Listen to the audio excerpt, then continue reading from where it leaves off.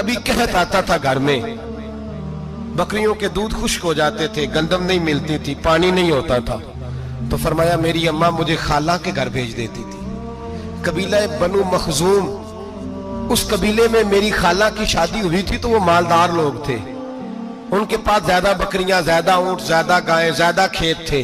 حضرت عمر فاروق فرمانے لگے میں ان کے گھر جاتا تو میرے خالو سمجھ جاتے کہ عمر کو اس لیے بھیجا گیا ہے کہ قحط آ گیا ہے، فرماتے ہیں وہ مجھے سویرے بکریاں چرانے لے جاتے، شام تک میں ان کی بکریاں چراتا۔ امیر المومنین عمر، ایک طرف مسئلہ یہ ہے کہ کیسر و کسرا کی دیواریں ہل رہی ہیں عمر کے نعروں سے، اور ادھر عمر منبر پہ بیٹھ کے خطبے دے رہے ہیں، فرماتے ہیں میں بکریاں چراتا، شام تک خالہ کے گھر جا کے مزدوری کرتا، اور فرماتے ہیں شام ہوتی تو ایک مٹھی کشمش مجھے دیتے وہ۔ آپ فرماتے ہیں میں بڑے قد والا تھا، ایک مٹھی کشمش ملتی ہے، کبھی ایک مٹھی کھجوریں، میں شام کو کھا کے سو جاتا۔ کئی مہینے یوں ہی گزرتے تو میری اماں کا پیغام آتا کہ حالات صحیح ہو گیا، میرے بیٹے کو بھیج دو۔ یہ بات کہی، حضرت عمر رونے لگے اور پھر کہنے لگے اب وہ وقت آیا ہے کہ لوگ مجھے امیر المومنین عمر کہہ کے پکارتے ہیں۔ بس یہ دو باتیں کی، عمر نے کہا چلو ظہر کا وقت ہو گیا، اذان پڑھو، اٹھو نماز پڑھے، اٹھو۔ اذان ہوئی، اقامت ہوئی، جناب عمر نے نماز پڑھائی، لوگ چلے گئے تو سیدنا عبد الرحمن ابن عوف یارانہ تھا جناب عمر سے، بازو پکڑ کے کہنے لگے عمر سیاڑا بندہ یار تو یہ دو باتیں سنانے کے لیے اتنا مجمع اکٹھا کیا تھا، یہ دو باتیں کہنے کے لیے کہ میں خالہ کے گھر جا کے مزدوری کرتا تھا تو ایک مٹھی کشمش ملتی تھی، ایک مٹھی کھجوریں، یہ کہنے کے لیے کہ میں بکریاں چرایا کرتا تھا۔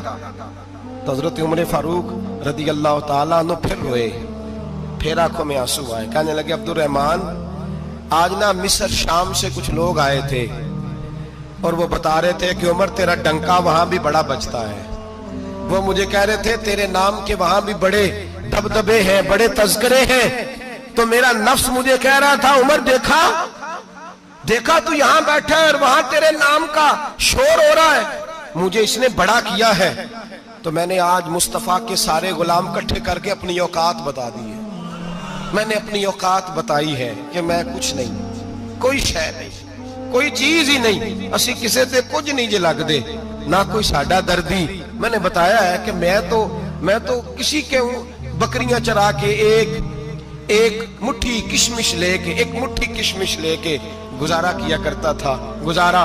مجھے میرے کچھ ساتھی نا لے گئے گجرانوالا سردیوں کے موسم میں، مجھے کہنے لگے سویٹر پسند کر لیں اپنی مرضی کا، تو میں نے کہا یار مجھے تو وہی مزہ آتا ہے جو میری اماں کروشیے سے بنایا کرتی تھی، وہ پہلے ابا پہنتے تھے، پھر وہی سویٹر بڑا بھائی پہنتا تھا، پھر ہمارے کھاتے میں آ گیا، اور پھر اس کی تعریفیں ہوتی تھی غربت چھپانے کے لیے، اس کی تعریفیں ہوتی تھی بڑی محنت سے بنا ہے جی، کیا بات ہے، بڑا گرم ہے، تو اب چھوٹے بھائی کو دے دیا جائے۔ ہم نے کہا وہی زمانہ دیکھا ہے، وہی رنگ دیکھا ہوا ہے، اور اس پر فخر ہے۔ اب تو لوگ جب کچھ ہو جاتا ہے نا، دو چار لوگ جاننے لگتے ہیں تو لوگ فٹافٹ دعویٰ کر دیتے ہیں خاندانی رئیس اعظم ہوں، بڑی بات ہے، ایسی کوئی بات نہیں۔ جس کو اپنا آپ یاد رہتا ہے اسے خدا بھی یاد رہتا ہے، جسے اپنا آپ یاد رہتا ہے اسے رسول اللہ بھی یاد رہتے ہیں، جسے اپنا آپ یاد رہتا ہے اس کی نظر میں دوسرے لوگ بھی کچھ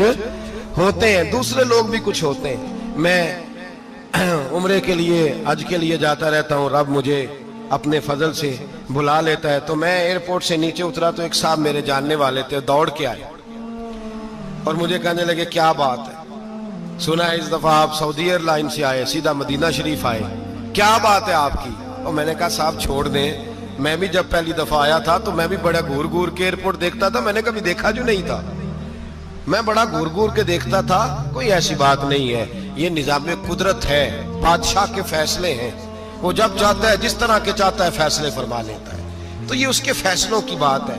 ہم لوگ نا جس حیثیت پہ ہوتے ہیں وہیں رہ جاتے ہیں، پچھلی بات بھول جاتے ہیں، اس لیے ہم چاہتے ہیں جو بھی ہمیں ملے جھک کے ملے، جو بھی آئے، اور یہ میرا آپ کا سب کا مشترکہ معاملہ ہے۔ میرے نبی پاک صلی اللہ تعالی علیہ وسلم نے صحابہ سے پوچھا تمہیں بتاؤں جنت کے بادشاہ کون ہوں گے؟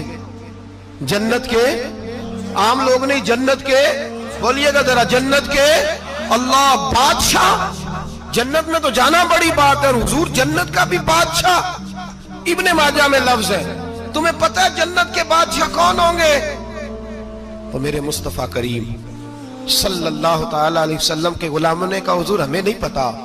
تو حضور نے فرمایا جنت کے بادشاہ وہ لوگ ہوں گے جنہیں دنیا میں کوئی بھی نہیں جانتا تھا, جن کے کپڑے سادے ہوتے تھے, جو غریب لوگ ہوتے تھے, جو سفارش کرتے تھے تو ان کی قبول کوئی نہیں کرتا تھا, جو کسی کے ساتھ جاتے تھے تو ان کو مانتا کوئی نہیں تھا. وہ جنت کے بادشاہ ہوں گے, بادشاہ.